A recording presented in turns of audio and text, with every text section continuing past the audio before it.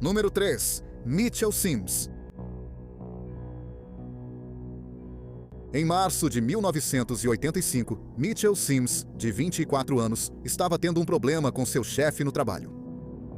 Sims era gerente da Domino's Pizza, em West Columbia, Carolina do Sul, e alegava que seu chefe havia retido parte de seu bônus.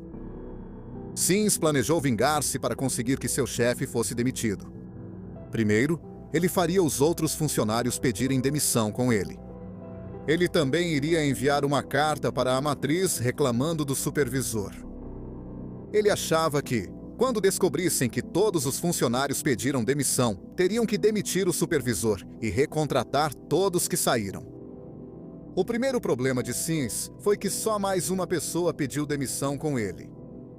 A outra pessoa era sua namorada, que tinha começado a trabalhar na pizzaria um mês antes. Sims ficou furioso com o ocorrido e falou sobre matar seu ex-chefe e explodir a loja. Ele chegou a comprar uma arma, mas acabou não indo atrás do chefe nem dos ex-colegas de trabalho. Em vez disso, ele conseguiu um emprego como entregador em outra Domino's em Hanahan, Carolina do Sul. Ao longo dos anos, Sims remoía o incidente na última loja. Seu ódio pela Domino's também cresceu, e ele jurou se vingar por ter sido desprezado.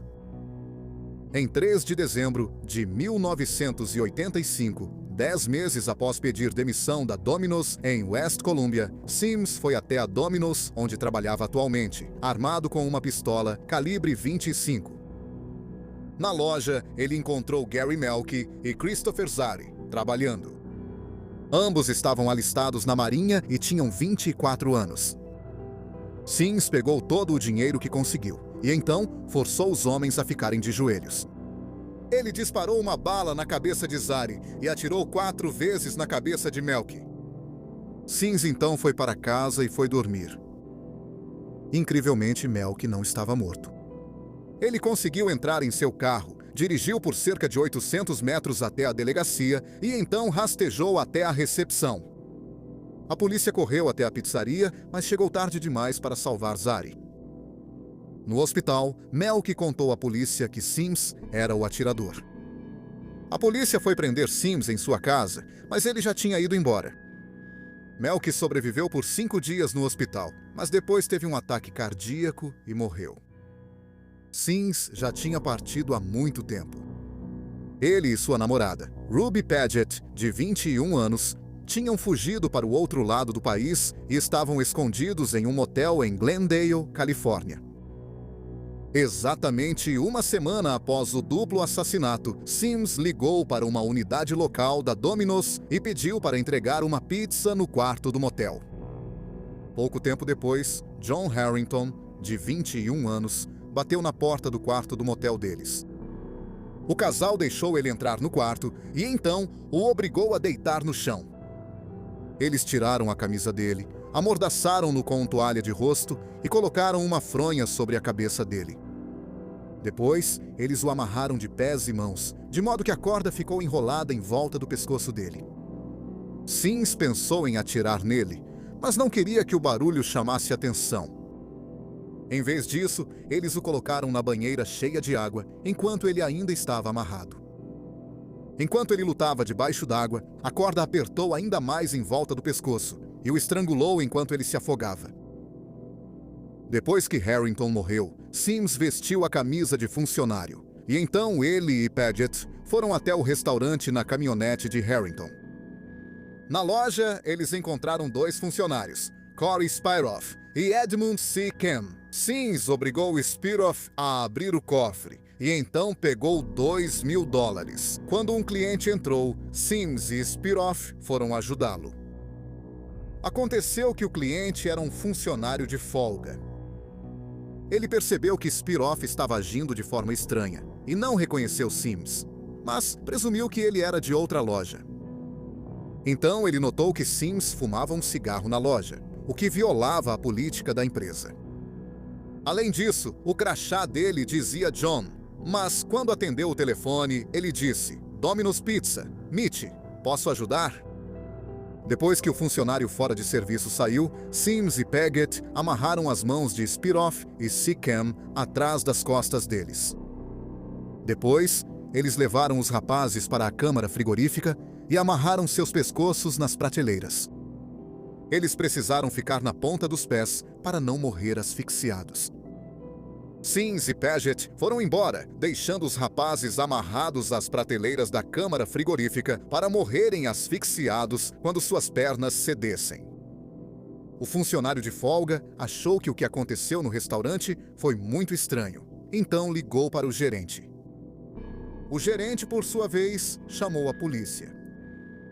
Eles encontraram Spiroff e Seacam no freezer. Felizmente, conseguiram libertar os dois homens e nenhum ficou gravemente ferido.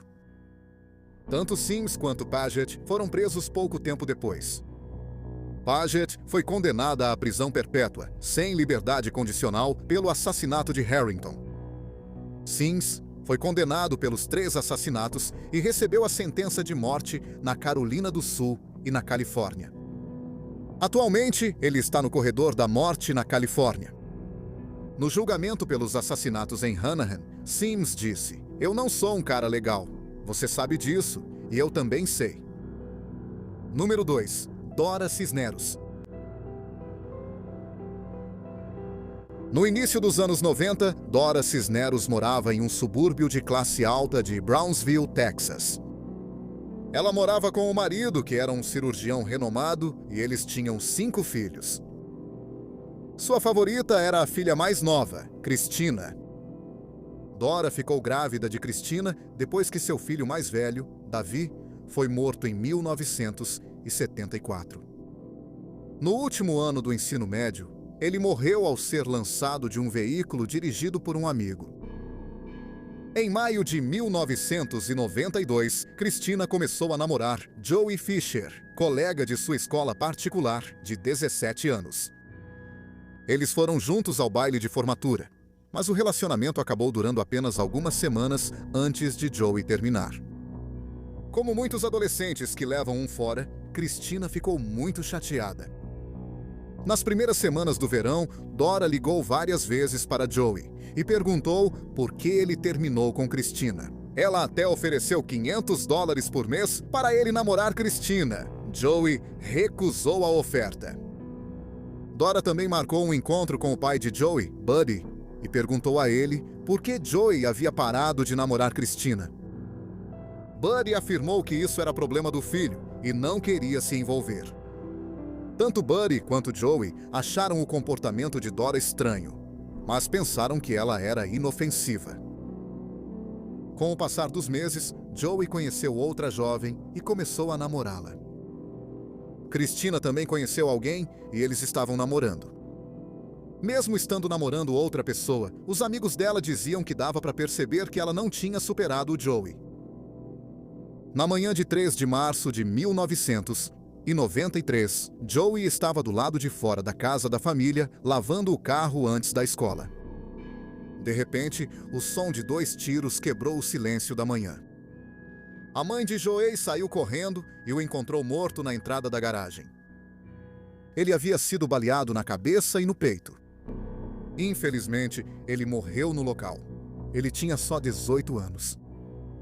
Inicialmente, a polícia suspeitou que Joey pudesse ter sido morto por envolvimento com drogas, ou por engano, num caso de identidade trocada. Brownsville fica na fronteira com o México, onde a violência relacionada ao tráfico de drogas não era incomum. A polícia rapidamente descobriu que Joey era um aluno que só tirava nota 10 e que não tinha nenhuma ligação com o tráfico de drogas.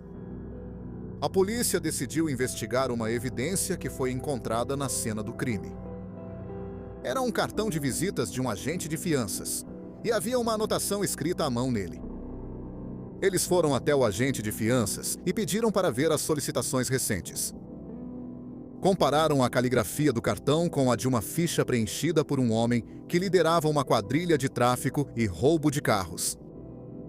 Eles entrevistaram alguns funcionários dele, incluindo Daniel Garza. Ao ser entrevistado pela polícia, ele admitiu envolvimento no assassinato. Ele disse que estava conversando com uma cartomante de 72 anos chamada Maria Martinez. Garza falava com ela buscando formas de reconquistar sua esposa, de quem estava separado. Martinez disse que podia ajudá-lo, mas precisava de ajuda em troca. Ela queria que um jovem fosse morto e pagaria $3.000 para quem fizesse o serviço. Garza concordou em ajudar e encontrou 2 homens, Heriberto Pisano e Israel Olivares, para executar o assassinato. Após confessar participação no assassinato, Garza aceitou usar um gravador escondido e encontrar Martinez novamente. Martinez foi presa após o encontro, e a polícia perguntou por que queria matar um estudante exemplar do ensino médio. Martinez disse que não foi ela quem originalmente mandou matar. Ela disse que foi outra de suas clientes, Dora Cisneros, quem queria o jovem morto. Dora passou a se consultar com Martinez depois que seu filho morreu em 1978. Depois que Christina e Joey terminaram, Dora pediu para Martinez usar suas cartas de tarô para ver se Christina estava destinada a se casar com Joey. Martinez fez uma leitura e disse que não parecia provável que Christina e Joey voltassem a ficar juntos. Sabendo que jamais ficariam juntos, Dora quis se vingar de Joey por ter partido o coração da filha dela. Primeiro, Dora pediu para Martinez lançar uma maldição mortal sobre ele. Martinez disse que não podia fazer isso. O próximo plano de Dora foi mandar Joey apanhar. Mas no inverno de 1992, Dora decidiu que só queria Joey morto. Ela perguntou para Martinez se conhecia alguém que mataria ele por $3.000. Ela pediu para Garza encontrar um matador de aluguel, e Garza contratou Olivares e Pisano. Após confessar, Martinez aceitou marcar um encontro com Dora, que usaria um gravador escondido. Ela ligou para Dora e disse que os assassinos queriam mais dinheiro. A polícia prendeu Dora pouco depois que ela pagou $500 para Martinez. Martinez foi condenada a 20 anos de prisão por seu papel no assassinato e cumpriu 6 anos. Dora e Garza foram condenados à prisão perpétua. Dora passou 2 anos na prisão e depois sua condenação foi anulada por uma questão técnica. Ela foi libertada da prisão, voltou para casa e permaneceu em liberdade por 3 anos. Ela foi julgada novamente em 1998, desta vez em nível federal, porque foram feitas ligações para o México, e foi de lá que veio o matador de aluguel, o que tornou isso uma conspiração internacional.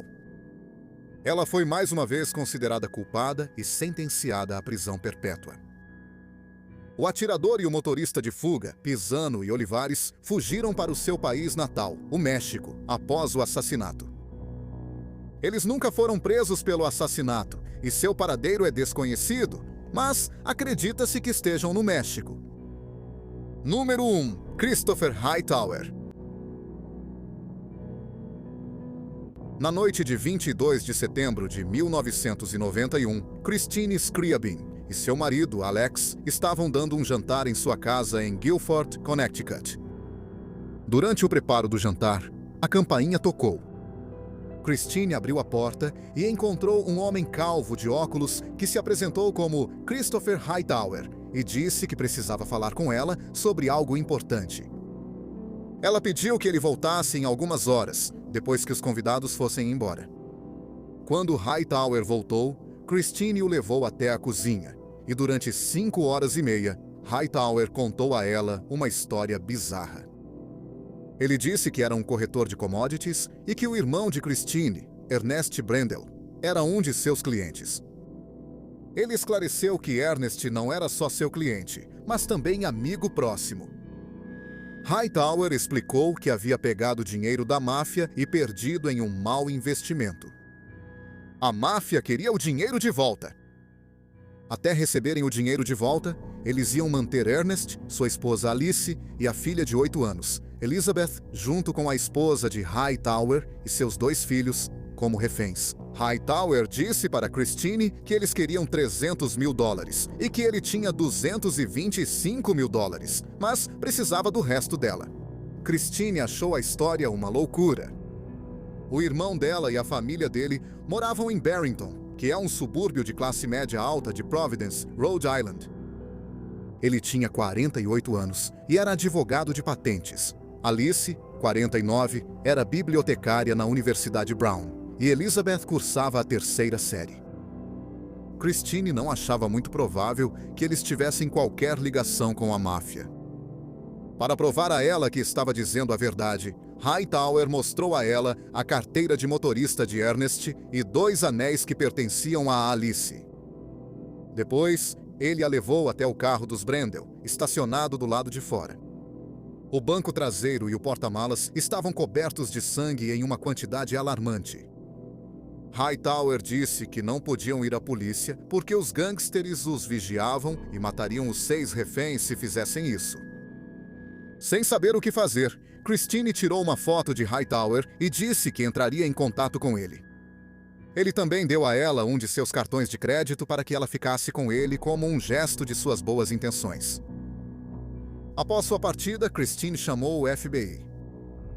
Eles foram à casa dos Brendel, mas não havia ninguém. Não havia sinais de arrombamento e nada parecia fora do lugar.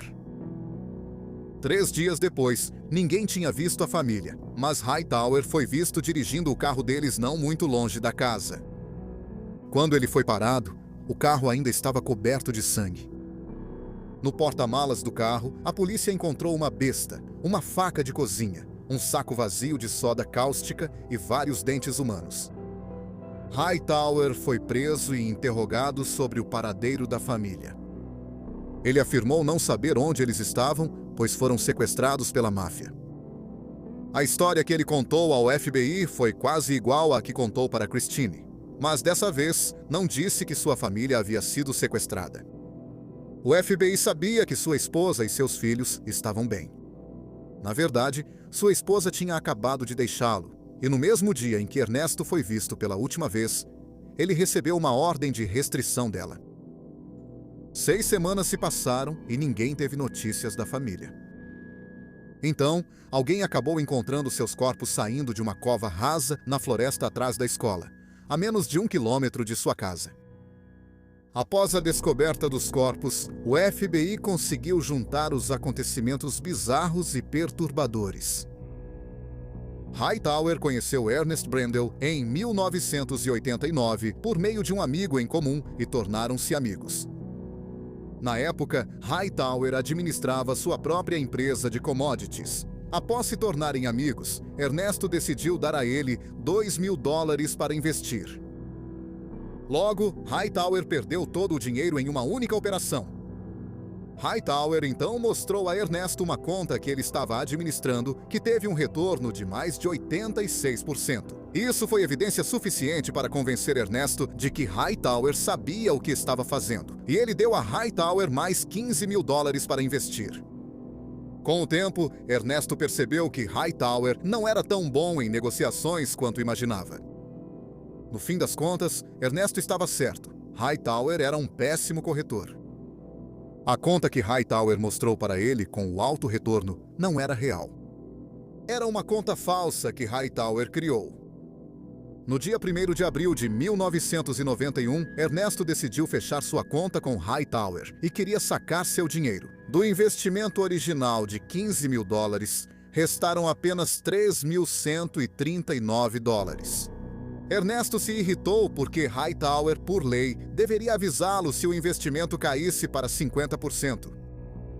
Ernesto escreveu 2 cartas e fez várias ligações para Hightower, exigindo ao menos metade do dinheiro de volta. Hightower apenas o ignorou. Em julho, Ernesto escreveu uma carta de reclamação para a Comissão de Negociação de Futuros de Commodities. Por sua vez, eles disseram a Hightower para pagar a Ernesto $11.851 até 17 de setembro, ou ele poderia perder sua licença de corretor. O problema de Hightower era não ter dinheiro. Ele morava com os sogros, devia pensão alimentícia para a ex-esposa e seu segundo casamento estava desmoronando. Sua esposa o deixou em agosto e ele ameaçou contratar um matador para matá-la. Isso levou ela a conseguir uma ordem de restrição. No dia 19 de setembro, 2 dias após ter que devolver o dinheiro a Ernest, Hightower comprou uma besta potente e 6 flechas, pagando com cheque. Depois, ele se escondeu na garagem dos Brendel. Na manhã seguinte, Elizabeth foi para a escola e depois Ernest levou Alice ao trabalho. Ernest voltou para casa e estacionou na garagem. Assim que saiu do carro, Hightower atirou uma flecha nele. A flecha atravessou seu peito e cravou-se na parede atrás dele. Isso não matou Ernesto, então Hightower continuou recarregando a besta e disparando flechas contra ele. Ele acabou usando 5 flechas, e mesmo assim, isso não matou Ernesto. Hightower pegou uma pé de cabra e bateu na cabeça dele. Após matar seu ex-amigo e cliente, Hightower usou o computador de Ernesto para escrever uma carta à Comissão de Negociação de Futuros de Commodities. Ele fingiu ser Ernesto e afirmou que estava retirando sua reclamação. Em seguida, ele cavou covas na floresta atrás da escola. Depois, ele foi para casa, e antes que pudesse trocar de roupa, alguém bateu na porta. Era um oficial de justiça com uma ordem de restrição da esposa dele. Depois de trocar de roupa, Hightower foi até a escola de Elizabeth para buscá-la. A escola não quis liberá-la para ele e a enviou para a YMCA próxima para o programa extracurricular dela. Ele tentou buscá-la lá, mas os funcionários também não quiseram entregá-la sob sua custódia. Pouco tempo depois, a YMCA recebeu uma ligação de alguém dizendo ser Ernest Brendel. Ele disse para liberar Elizabeth para Hightower, e como prova de que estava tudo certo, enviaria sua carteira de motorista com Hightower. Quando Hightower voltou ao YMCA com a carteira de motorista de Ernest, eles deixaram Elizabeth sair com ele. Mais tarde naquela noite, Alice desceu do ônibus e ficou surpresa ao ver que seu marido e sua filha não estavam esperando por ela no carro no ponto de ônibus. Ela foi para casa e, ao entrar, encontrou Hightower lá. Ernest deveria ir a um jogo de futebol com um amigo na manhã seguinte, então ele manteve mãe e filha vivas durante toda a noite. Às 7 da manhã, Hightower pediu para Alice ligar para o amigo de Ernest e dizer que Ernest não poderia ir ao jogo por causa de uma emergência familiar. Após a ligação, Alice e Elizabeth foram drogadas. Acredita-se que Alice foi estrangulada até a morte com um lenço e, infelizmente, Elizabeth pode ter sido enterrada viva. Depois de enterrar a família, ele limpou a garagem e então foi visitar a irmã de Ernest. Ele foi então preso 3 dias depois. Hightower nunca confessou os assassinatos. O FBI acha que o motivo de Hightower foi que ele queria se vingar de Ernest, porque achava que Ernest tinha arruinado sua vida. Se Hightower não tivesse licença de corretor, não teria como ganhar dinheiro e sua esposa não voltaria para ele. Ao matá-lo e retirar a carta de reclamação, ele se vingaria e salvaria seu sustento. No julgamento, Ernest manteve sua inocência, apesar das evidências esmagadoras em contrário. Isso incluía o fato de que ele foi pego dirigindo o carro da família ensanguentado, com uma das armas do crime e alguns dentes da vítima no porta-malas. E tem o cheque que ele usou para comprar a besta. A digital do polegar dele foi achada na tecla print screen do computador de Ernesto. Claro, também havia um motivo claro para o Hightower querer Ernest morto. Curiosamente, Hightower optou por depor em sua defesa. Ele disse que havia sido forçado pela máfia a ajudá-los a encobrir o crime. Ele também explicou que comprou a besta porque Ernesto havia pedido para ele comprá-la. Ernesto estava tendo um problema com um guaxinim e queria que Hightower o matasse. Hightower disse que estava na casa da família na noite anterior ao assassinato de Ernesto para caçar o guaxinim. Ele disse que matou o guaxinim, deixou o corpo perto da garagem e depois foi para casa. O corpo do guaxinim não foi achado na propriedade da família. Então, para grande choque das famílias das vítimas, ele também afirmou que Ernesto, um homem de família trabalhador, traficava heroína. Não havia evidências que sustentassem essa afirmação. Hightower foi considerado culpado e, em 1993, recebeu 3 penas de prisão perpétua. Muito obrigado por assistir ao vídeo de hoje. Espero que tenha achado interessante. Se gostou, por favor, deixe seu like e se inscreva no canal. Publicamos um novo vídeo toda quinta e domingo. Se já é inscrito, obrigado! Curta nossa página no Facebook e siga-nos no Twitter. Podemos até seguir você de volta. Isso é tudo por hoje. Obrigado por assistir.